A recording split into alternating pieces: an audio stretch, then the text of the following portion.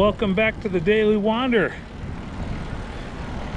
It's been a little while since we've done a cycling video,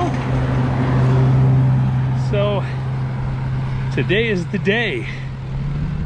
We are 5.5 months post-stroke, and the recovery is going well, and so today is the first cycling challenge since that event. So we're out on what should be about a 30-mile ride. And we're about 30 miles east of Fairbanks, an area known as Salcha, the Eielson Air Force Base area.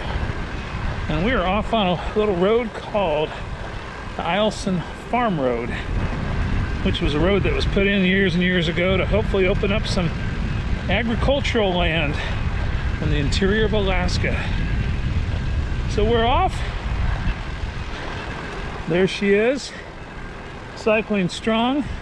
Admittedly, we just started, so we'll see how that's going. A few miles down the road, a little off the beaten track today on the Daily Wander.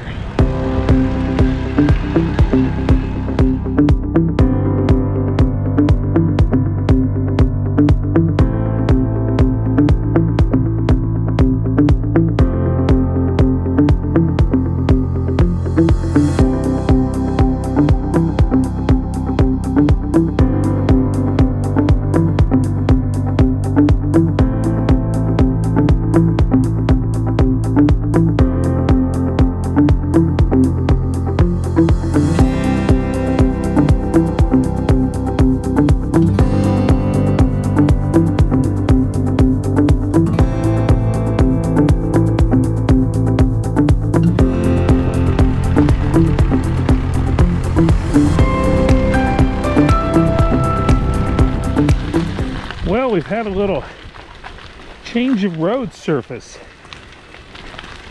When you start this ride, the pavement is marginal. Then as you go a little further, it gets more marginal. And eventually the pavement about 8 miles in turns to a gravel road.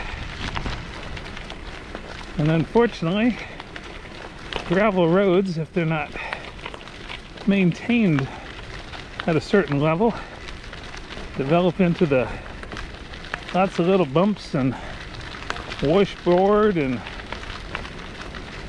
but that's also why we ride trikes that have rear suspension and put on a little bit bigger tires so there's a little air cushion. So thumbs up to Ice Trikes. It designs a well-balanced trike so that we get the best experience out of our trail running for the day.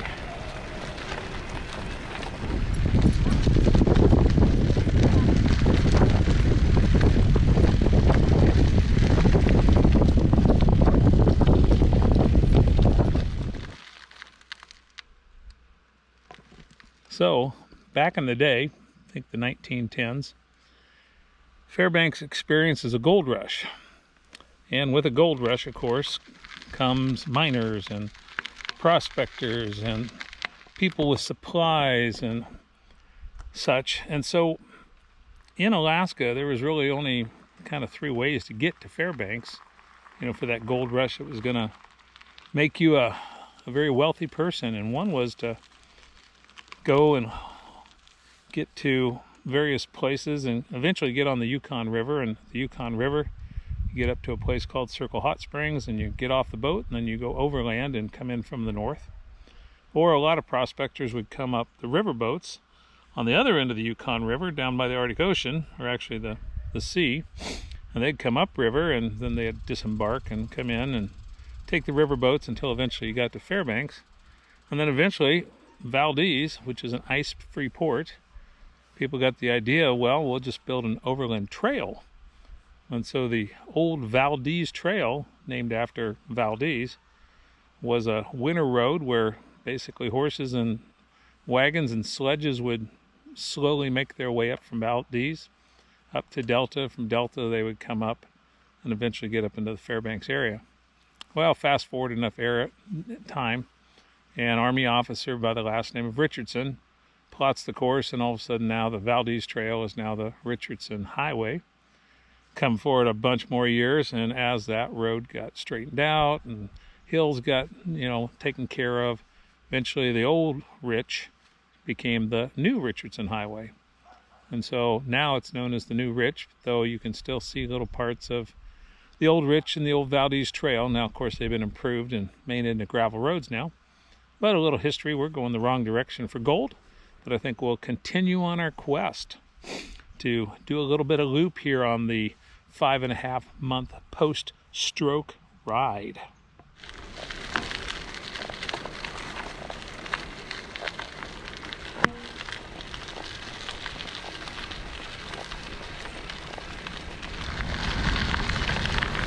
Wow, what a wonderful piece of road we have right now. So we're technically still on the old Richardson Highway, which is paralleling the new Richardson Highway, which is also paralleled by the Tanana River. But this piece of road is, reminiscent of so many rail trails that we've cycled here and there and around. It is quite a pleasant little piece of wandering. I think we've got about 2 more miles before we hit our turnaround point.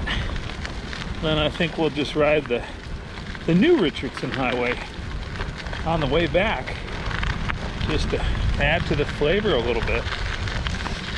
So as mentioned earlier in the ride, this is a post-stroke recovery ride.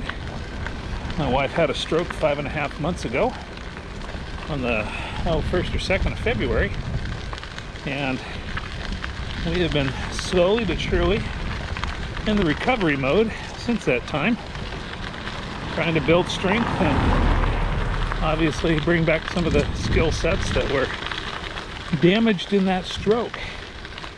So probably the only thing different I would say about today's ride versus previous rides at other times is that we might be a little bit slower, but something about bike touring is not about speed, so that's not really an issue. So far we're doing good. Again, probably about 30 miles today, so we'll see how it goes on the second half of the journey once we reach our turnaround point. But, just lovely little road to ride on right now.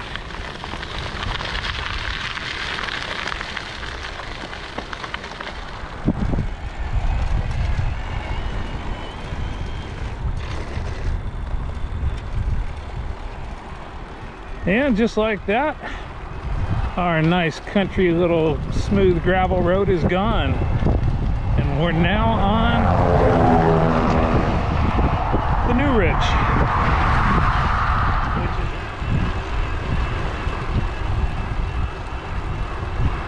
And this is what brought us to Alaska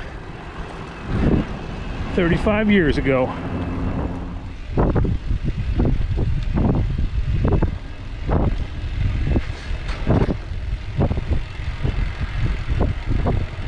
And here's Eielson Air Force Base proper. And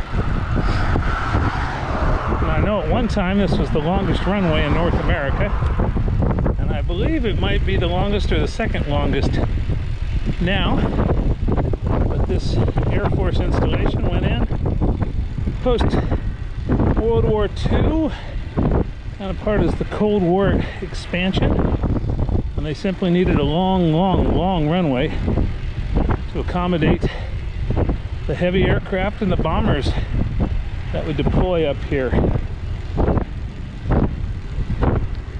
So we're going to be cycling down the length of this runway probably for the next 10 minutes at least, because it's a long runway. All right, what's your reflections after your first long ride? It's doable on this bike. It was bumpy, My knees got tired, but I did it, and that's a good feeling. And there you go. It's a wrap. 29.3 or 29.1 or 29.2, depending on which device you use. But thanks for coming along today on our little wander out east of Fairbanks by the Eielson Air Force Base, Salcha area. A little run down Eielson Farm Road, followed by a little bit of the old Rich and the old Valdez Trail, and then the new Rich back to make a nice little loop. Thanks for coming along. See you next time on the Daily Wander.